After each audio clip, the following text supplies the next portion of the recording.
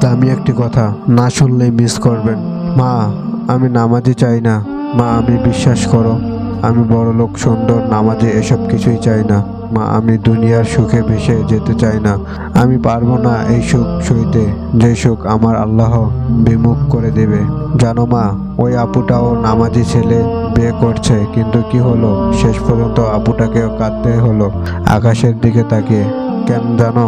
কারণ তার বর নামাজি ছিল ঠিক, তবে সুন্নাহ মানত না, তাকওয়াবান ছিল না, পর্দার ব্যাপারে ছিল খারাপ, ছাড়া উদাসীন। জানো মা, হাফেজরাও আপুটার বড়লোক ছেলে বিয়ে করছিল সুখের জন্য।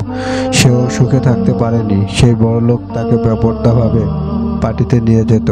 জানো মা, আলেমা আপুটা নামাজি দরিয়াওয়ালাকে বিয়ে করেছিল। তার কি হয়েছে জানো?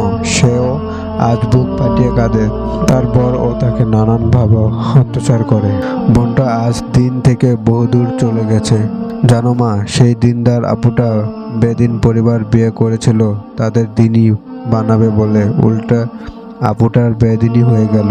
মাগো, আমিও পারবো না তাদের মতো আত্মত্যাগ করতে। তাই আমি শুধু নামাজি চাই না, বড়লোক, সুন্দর।